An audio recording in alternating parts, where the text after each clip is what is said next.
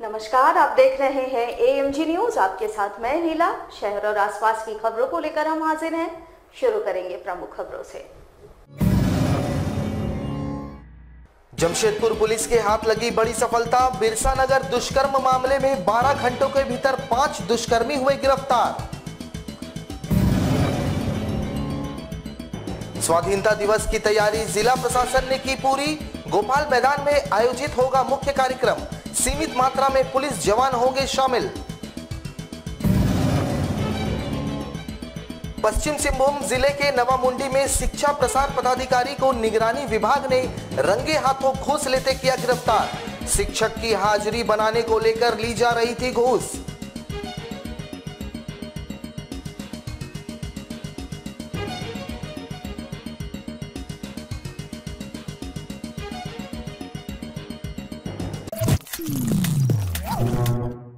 अब खबरें विस्तार से।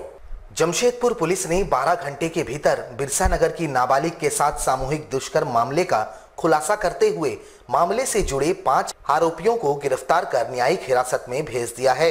वहीं पुलिस ने गिरफ्तार दुष्कर्मी के पास से 4 मोबाइल, 1 स्कूटी और इनके द्वारा पहने गए कपड़ों को जब्त कर लिया है।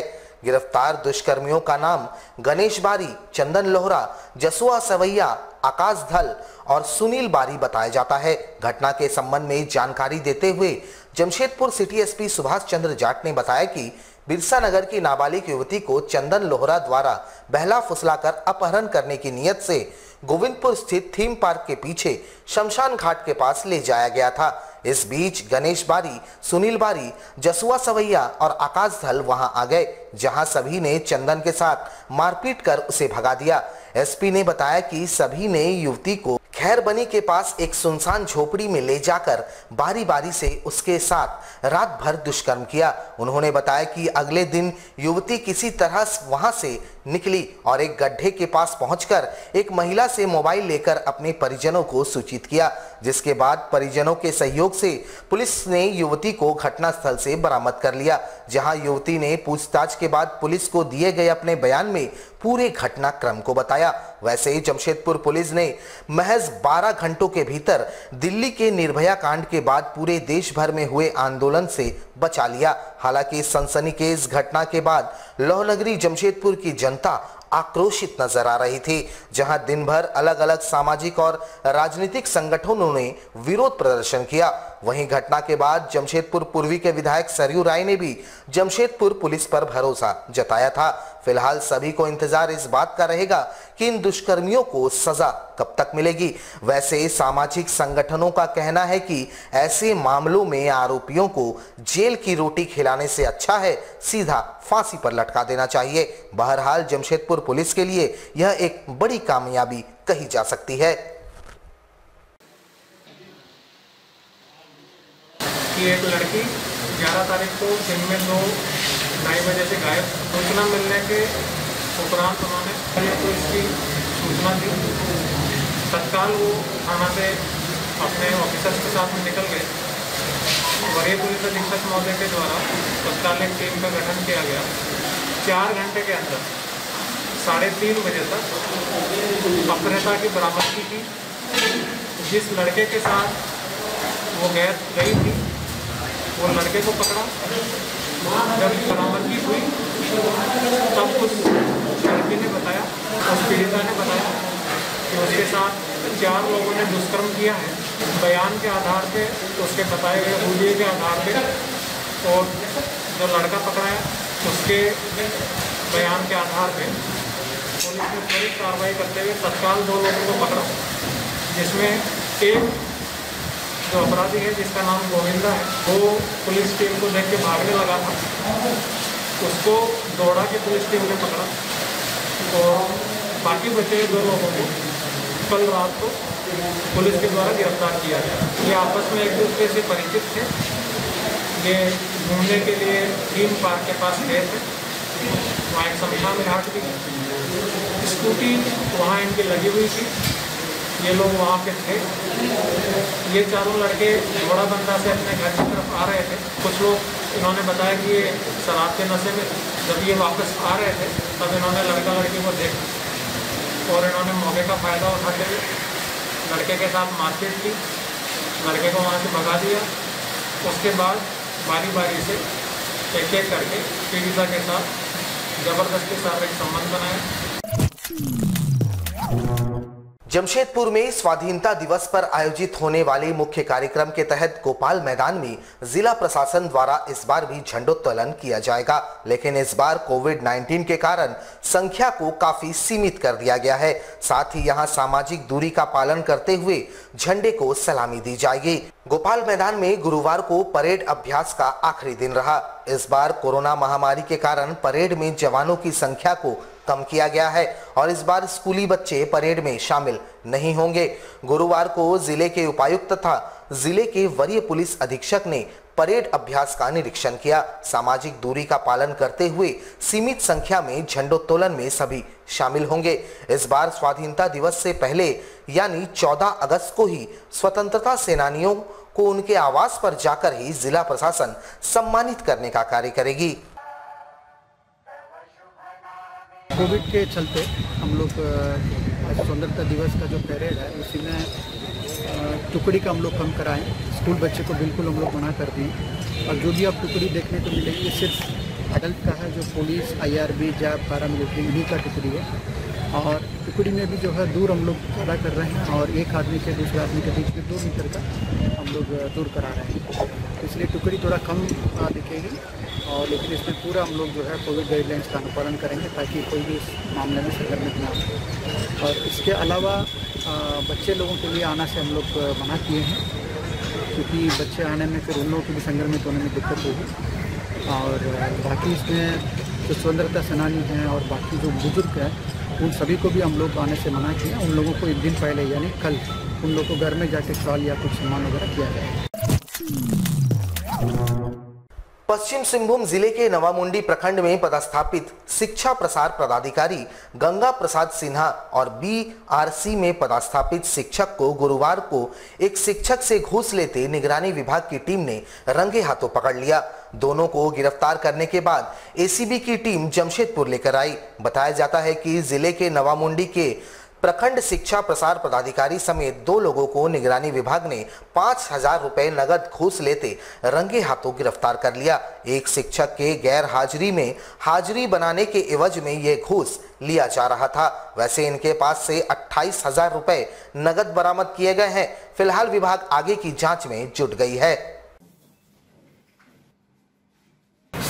नवामुंडी के शिक्षक मनीष राम से वहाँ के प्रखंड शिक्षा प्रसार पदाधिकारी द्वारा स्पष्टीकरण पूछा गया, जिसको जब्त करने के लिए उन्होंने पैसे का मांग की और पैसे का मांग अपने अधीनस्थ CRP दफ्तर के माध्यम से किया। इसका सत्यापन हम लोगों ने दिनांक 11/8/2024 को किया। सत्यापन में बात करते हैं सत्य पाया गया कि उनके द्वारा अपने अधीनस्थ CRP के माध्यम से इनका स्पष्टीकरण निरस्त किया है और पैसा देने के बाद आज दिनांक 14/8/2020 को तय हुआ था, जिसमें कि तहरीर अख्तर को साईपासा बस स्टेशन के पास से 5,000 रुपये रिश्वत देते हुए पकड़ा गया। और उसके बाद उनके बताया अनुसार और सत्यापन के अनुसार गंगा प्रसाद सिन्हा को नवामुंडी उनके आवासीय कार्य से हटाया गया।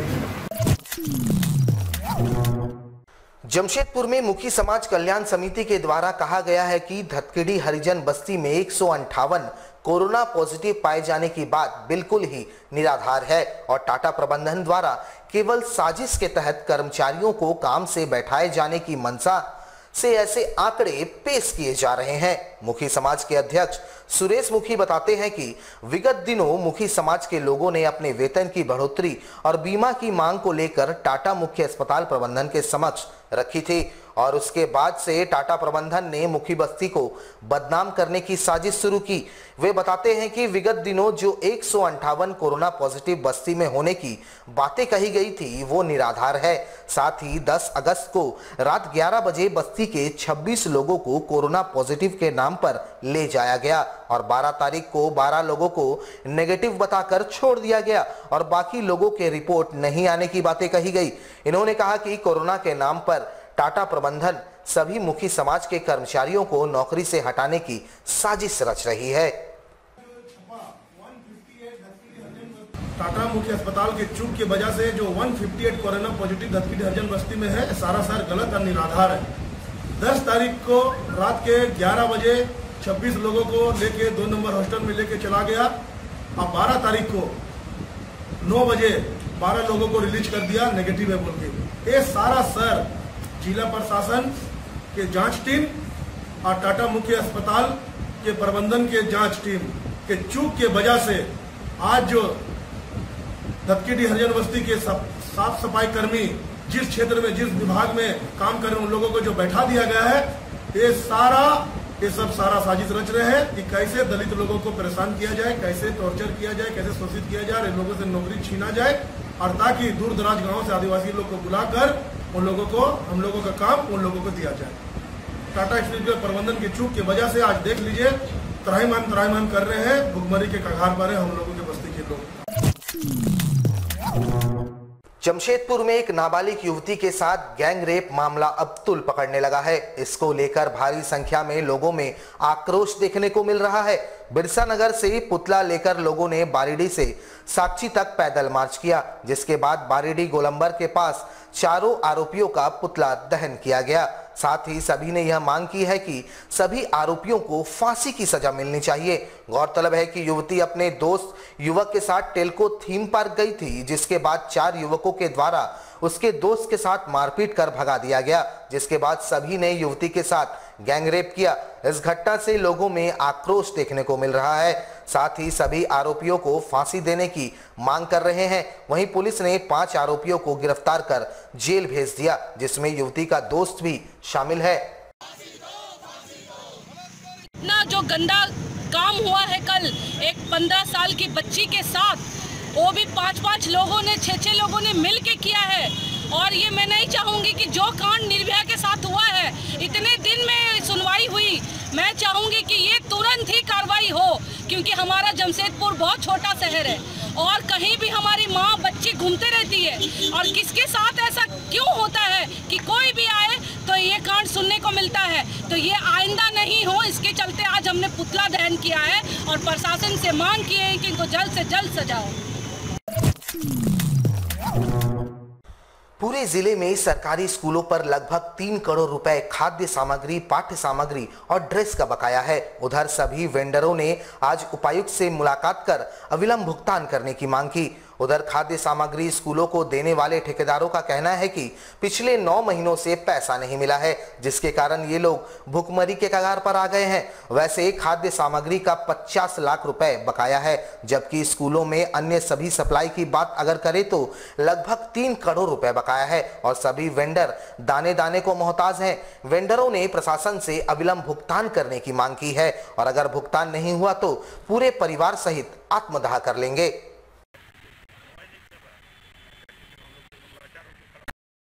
सूरज कुमार अग्रवाल हुआ, मैं केजीबीबी में खाद्यान्न सप्लाई करता हूँ।